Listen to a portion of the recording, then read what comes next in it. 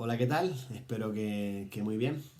Bueno, en el anterior vídeo subimos la explicación de la Reforma Protestante a raíz de esa crisis espiritual que tenía la Iglesia durante la Edad Moderna y cómo existió una reacción, una respuesta bueno,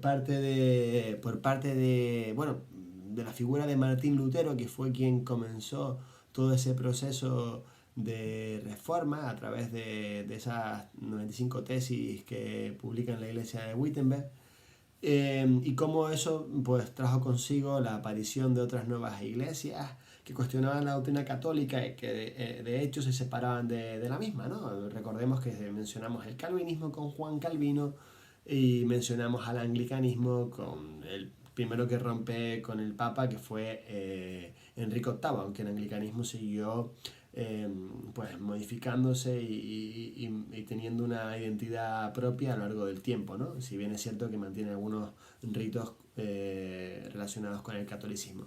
Bueno, pues ¿de qué vamos a hablar hoy? Vamos a hablar de la contrarreforma. La contrarreforma fue la respuesta que realizó la Iglesia Católica a través de la figura del Papa Paulo III, quien convocó a una serie de miembros del clero y de alto rango, de la alta jerarquía en la ciudad de Trento, a las orillas de los Alpes, durante un concilio, una serie de reuniones que tuvieron lugar entre 1545 y 1563.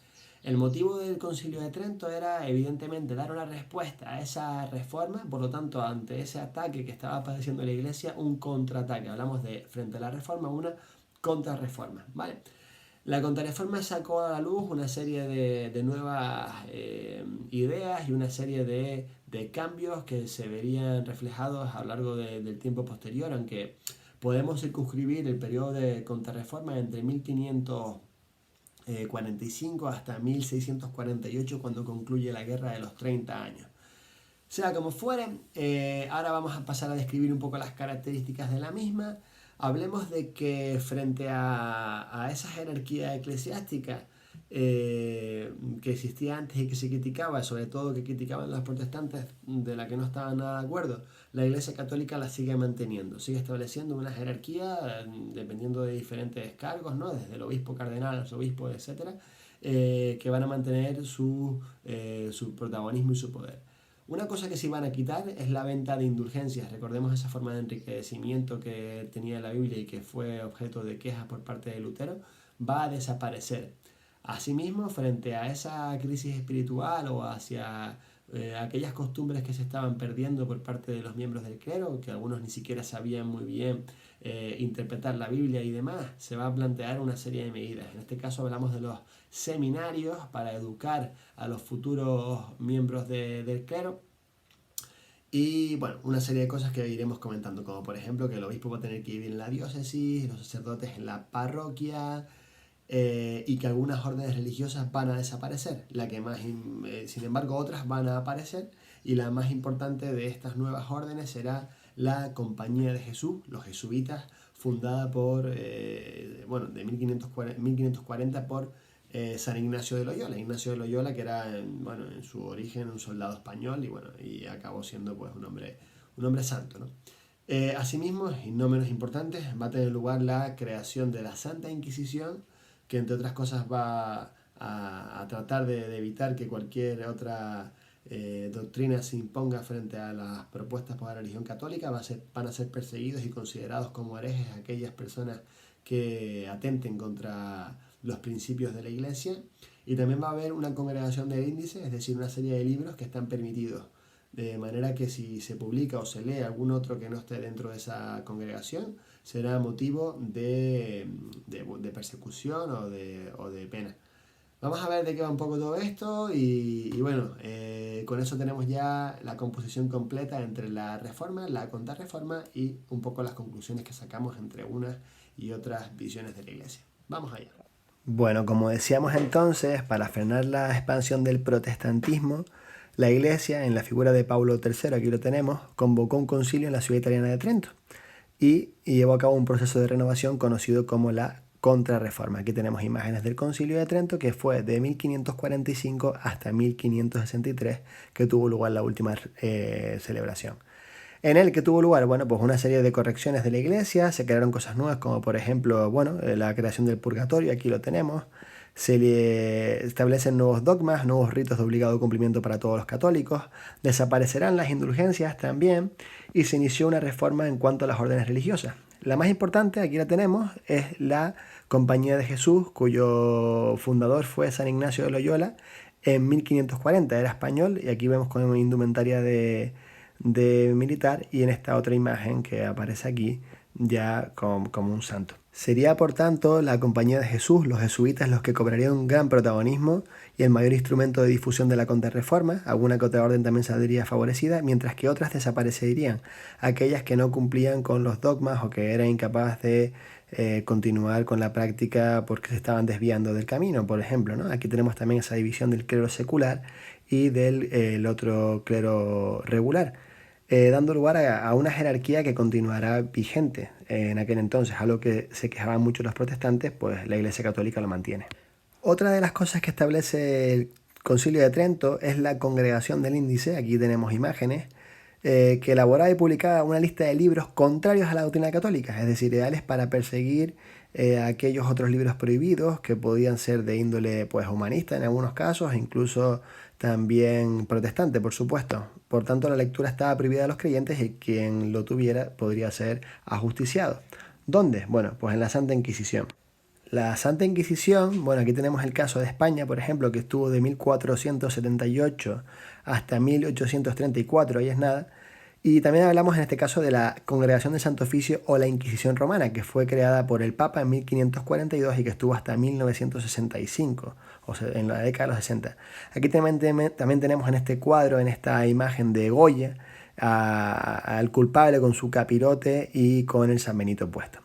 Y aquí imágenes de tortura a las que se sometían a aquellos que se desviaban, según la doctrina católica, de los dogmas de la Iglesia. ¿Qué ocurría con ello? Bueno, en la Inquisición aquí tenemos una recreación de una serie muy interesante denominada La Peste, de Movistar, y que, bueno, el director es, no recuerdo, Alberto Jiménez, si no recuerdo mal. Y aquí estamos viendo un auto de fe. ¿Qué es un auto de fe? Bueno, pues es este acto público que congregaba a todas las masas. Aquí lo encontramos en esta recreación sobre un acto de fe en Sevilla, y como aquí el inquisidor frente al cabildo impone su fuerza y bueno, culpa a estos protestantes que vemos aquí en la figura del actor Paco León y otros tantos. ¿Qué ocurría en esta ceremonia? Bueno, los condenados debían abjurar públicamente sus creencias y si lo hacían podían, dependiendo de su pecado, retornar al seno de la iglesia y si no, eran condenados en algunos casos a la hoguera, como vamos a ver aquí.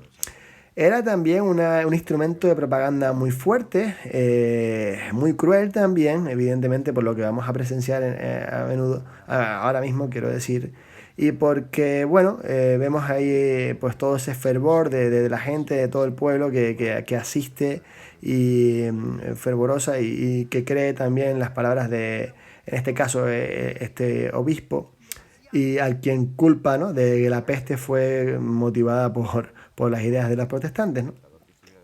¿Qué ocurría con los declarados culpables si no eran perdonados? Pues como vemos aquí vemos con el San Benito puesto, esa capa y esos capirotes, ese gorro que un poco era para mostrar su humillación, eran llevados a la hoguera y también de forma pública, ¿vale? En casos también realmente horribles ocurría que incluso quitaban los cuerpos de sus padres y los quemaban también porque los culpaban de no haber criado bien a sus hijos, ¿no?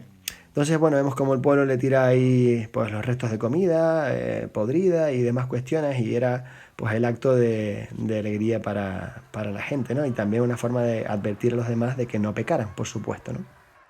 Al margen de estas cuestiones tan horribles de la época y carentes de tolerancia, también tenemos que añadir que en el Concilio de Trento se reafirman los 7 sacramentos, ¿vale? Desde el bautismo, comunión, confirmación, extremaunción, matrimonio, ordenación, etc.